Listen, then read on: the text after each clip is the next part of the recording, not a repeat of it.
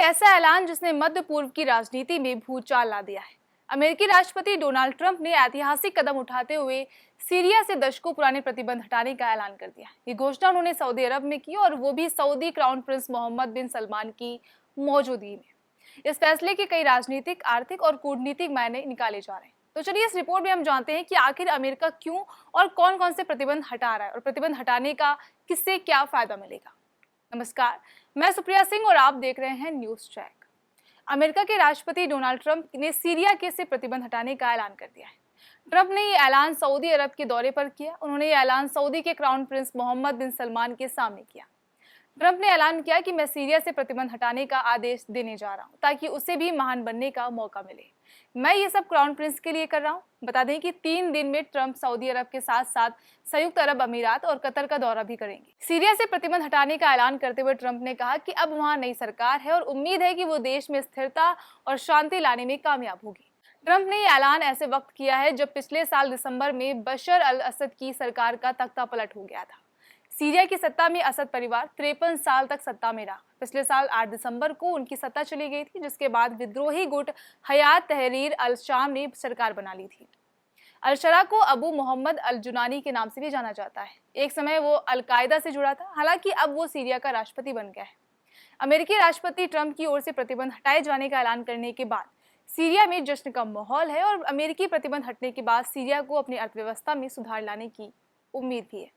अब जानते हैं कि सीरिया पर कौन से प्रतिबंध थे। तो आपको बता दें कि सीरिया की सत्ता पर 53 साल तक असद परिवार का कब्जा रहा है। साल 2000 से दिसंबर 2024 तक बशर अल असद सत्ता में थे। उनसे पहले 1971 से 2000 तक उनके पिता हाफिज अल असद राष्ट्रपति रहे थे। असद परिवार के सत्ता में रहने के दौरान अमेरिका ने सीरिया में कई प्रतिबंध लगाए थे।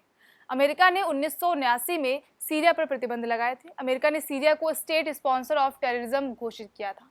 इसके बाद अमेरिका ने उस पर हथियारों की खरीद फरोख्त को लेकर वित्तीय प्रतिबंध लगा दिए थे। इससे सीरिया को मिलने वाली विदेशी सहायताएं भी बंद हो गई थी। 2004 में अमेरिका ने इन प्रतिबंधों को और कड़ा कर दिया था। सीरिया पर ये अमेरिकी प्रतिबंध इतने सख्त थे कि कोई भी देश उसके साथ कारोबार करने या उसकी मदद करने से बचता था। 2011 में सीरिया में गृह युद्ध छिड़ गया। सीरिया के लोग राष्ट्रपति बशर अल असद के विरोध में सड़कों पर उतर आए। असद सरकार ने इन विद्रोहों को बुरी तरह कुचल दिया। इसके बाद अमेरिका ने और भी कई सारे प्रतिबंध लगा दिए थे। इससे सीरियाई व्यक्तियों की विदेशों में संपत्ति को जब्त कर लिया गया था। और अगर आपके मन में भी ये सवाल है कि आखिर ये प्रतिबंध क्यों लगाए गए थे, तो अमेरिका का मानना था कि सीरिया आतंकवाद को बढ़ावा दे रहा है। अमेरिका का मानना था कि वहाँ कई आतंकी संगठन सक्रिय हैं।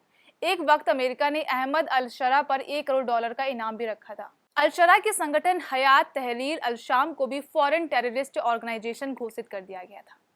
अमेरिका ने ऐसा इसलिए किया था क्योंकि उसका मानना था कि अल शरा और हयात तहरीर अल शाम के संबंध अल कायदा से हैं। अब ये बात और है कि आज अल शरा सीरिया का राष्ट्रपति है। बशर अल असद की सरकार में विद्रोह को जिस तरह से कुचला गया था, उसकी दुनिया भर में आलोचना हुई थी। माना जाता है कि इन विद्रोहों को कुचलने के लिए केमिकल हथियारों का इस्तेमाल भी किया गया था।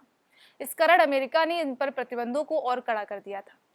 अब सवाल ये उठता है कि अमेरिका अब प्रतिबंध क्यों हटा रहा है। तो पिछले साल 8 दिसंबर को असद की सत्ता जाने के बाद अहमद अल शरा सीरिया का राष्ट्रपति बन गया है। अल शरा के राष्ट्रपति बनने से पहले ही उस पर इनाम हटा दिया गया था। इससे अल शरा को विदेश यात्रा करने की भी छूट मिल गई थी। इसके बाद अल शरा ने सऊदी अरब और फ्रांस की यात्रा भी की। हफ्ते भर पहले ही अल शरा ने फ्रांस के राष्ट्रपति इमैनुअल मैक्रों से मुलाकात की थी। उस दौरान मैक्रों ने यूरोपियन यूनियन से सीरिया पर लगे प्रतिबंध हटाने की अपील भी की थी। अल शरा की सरकार खुद को उदारवादी बताती है। वो लगातार अंतर्राष्ट्रीय मान्यता हासिल करने पर लगे हैं। अल शरा की सत्ता को कट्टरपंथी माना जा रहा था। इससे लग रहा था कि सीरिया में अल्पसंख्यकों की सुरक्षा को खतरा है। हालांकि अल शरा ने खुद को उदारवादी बताया और कई बार अल्पसंख्यकों की सुरक्षा को लेकर बात कही। न्यूज एजेंसी राइटर्स की रिपोर्ट के मुताबिक इस हफ्ते सीरिया अमेरिका को समझाने में कामयाब रहा था कि वो कोई खतरा नहीं बल्कि भागीदारी। सीरिया ये समझाने में कामयाब रहा कि वो मध्य पूर्व में शांति और स्थिरता लाना चाहता है। इजराइल की बमबारी के बावजूद वो उससे बात कर रहा है। इतना ही नहीं, कुछ हफ्तों पहले अमेरिका सीरिया के बीच एक ट्रेड डील को लेकर भी चर्चा हुई थी, जिसमें राजधानी दमिश्क में ट्रंप टावर भी शामिल था।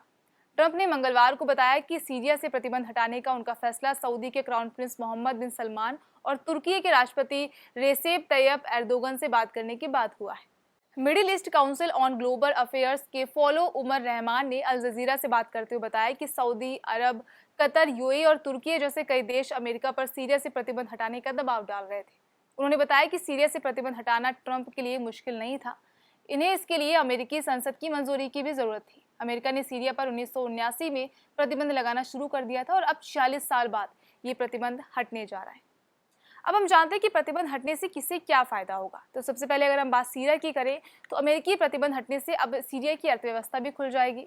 दुनिया के देश न सिर्फ सीरिया में निवेश कर सकेंगे बल्कि उसके साथ कारोबार भी कर सकेंगे। गृह युद्ध से तबाह हो चुके सीरिया को पुनर्निर्माण में मदद मिलेगी। मध्य पूर्व की बात करें तो सऊदी अरब जैसे कई खाड़ी देश सीरिया से प्रतिबंध हटवाना चाहते थे। ऐसा इसलिए क्योंकि सीरिया को पुनर्निर्माण की जरूरत है। प्रतिबंध हटेंगे तो खाड़ी देश वहां निवेश कर सकेंगे। प्रतिबंध हटना ईरान के लिए बहुत बड़ी खुशखबरी है क्योंकि वहां की अल-शरा सरकार को उसका समर्थन हासिल है। हालांकि इजराइल के लिए बड़ा झटका भी है। और अगर अमेरिका की बात करें तो ट्रंप अक्सर कहते हैं कि उनका मकसद मध्य पूर्व में शांति बहाल करना है। ट्रंप सरकार इसे मध्य पूर्व में शांति और व्यापार की अपनी नीति का हिस्सा बता रहे हैं। इतना ही नहीं, ट्रंप का भी अपना निजी फायदा है। ट्रंप सीरिया की राजधानी दमिश्क में ट्रंप टावर बनाना चाहते हैं और बिना प्रतिबंध हटाए ऐसा नहीं हो सकता है। तो अब सवाल ये भी उठता है कि इसके बाद क्या सीरिया के दिन बदल जाएंगे। तो आपको बता दें कि सीरिया दुनिया के उन मुल्कों में है जो सबसे ज्यादा बर्बाद है। 2011 के से युद्ध गृह की आग में जल रहा सीरिया तबाह हो चुका है। वहां की 90% आबादी गरीबी में जी रही है। प्रतिबंधों ने सीरिया को आर्थिक रूप से तोड़ दिया है और अल-शरा की सरकार पर सीरियाई लोगों के जीवन स्तर को बेहतर बनाने का दबाव है। वहां जबरदस्त बेरोजगारी और गरीबी है। बिजली कटौती भी आम बात है। अमेरिकी प्रतिबंधों के कारण सीरिया में कोई भी निवेश करने से बचता रहा है। हालांकि अब प्रतिबंध हटने से सीरिया में निवेश और व्यापार करना आसान हो जाएगा। जाहिर तौर पर इससे सीरिया की अर्थव्यवस्था को फायदा होगा और इससे सीरियाई लोगों को भी फायदा होगा। प्रतिबंध हटने के बाद अमेरिका खुद सीरिया में निवेश करता है या नहीं, ये देखने वाली बात होगी। हालांकि सऊदी अरब और तुर्की जैसे कई देश सीरिया में निवेश करना चाहते हैं और अब जब अमेरिका ने 46 साल पुराना पन्ना पलट दिया है तो दुनिया की निगाहें सीरिया पर टिक गई हैं। क्या वाकई अल-शरा की सरकार देश को शांति और तरक्की की राह पर ले जाएगी? क्या मिडिल ईस्ट में नई शुरुआत होगी या एक और भू राजनीतिक दांव साबित होगा? आने वाले समय में इस फैसले के दूरगामी परिणाम देखने को मिल सकते हैं, सीरिया के लिए, अमेरिका के लिए और पूरे विश्व के लिए। फिलहाल इस रिपोर्ट में बस इतना ही। आप देखते रहिए न्यूज़ ट्रैक।